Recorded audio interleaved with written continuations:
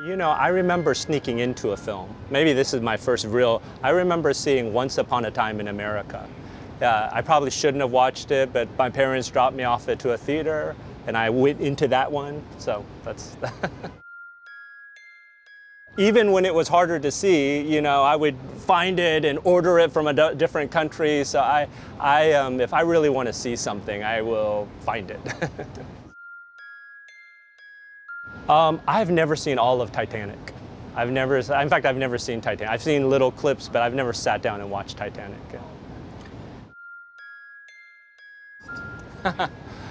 I know people have seen like Tony Takatani, but not a lot of people in America have seen that film, and it's a brilliant little film, yeah.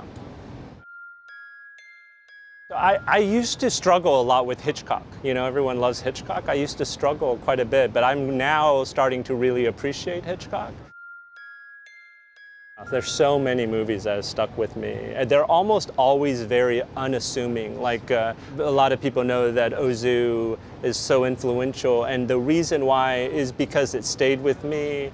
The first few times I watched Ozu, I was not impressed at all.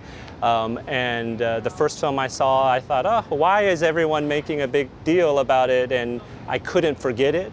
I feel this way a lot. I was just talking about Stranger Than Paradise, Jarmusch's first film. With so little ingredients, he made something that even today I can still feel that film in myself. That's a good question. That is a good question. Well, you know, if I'm honest, right, I think, and I've said this, but I deeply appreciate Bresson. And I'll talk more about the filmmakers, and let's say even like a Tarkovsky. I mean, these people are giants, and I can appreciate them, but it's admittedly a little more intellectual. But it doesn't move me or stay with me in my heart. And it's harder for me to really feel those movies. I think that there are certain filmmakers like that where I have an affection because of the choices they're making, but if I'm honest, would I watch it by myself more and more? Maybe not, you know. Wow. Well, certainly, you know, like Autumn Afternoon or Early Summer, Ozu's film, you know, I could watch those endlessly, I think. Tarkovsky's Sacrifice. People are going to hate me for saying that. Wow, that's such a good question. But I would hate to answer that. I would hate to answer that question, but it's a great question. I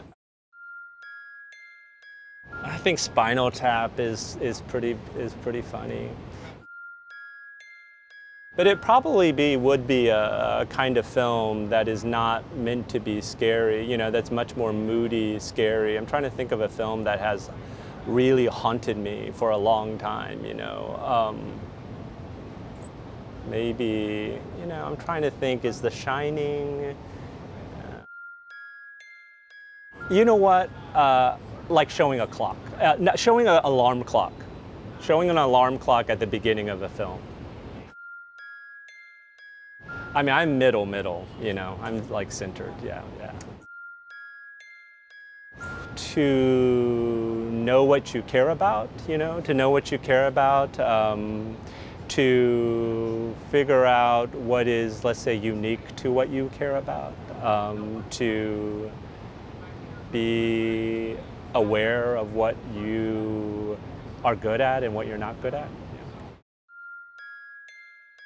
Well, you know, I just worked on something for Criterion, which was another piece on Bresson. So I saw L'Argent, you know.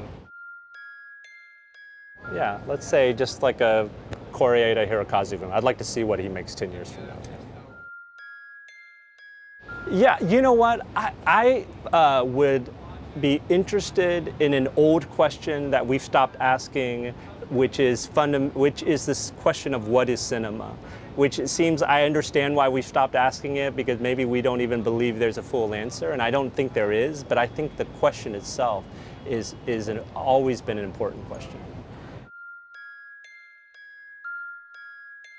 That was awful. I know that was awful. I'm sorry. That was awful. But I'll have a bunch of answers later today in my head, so.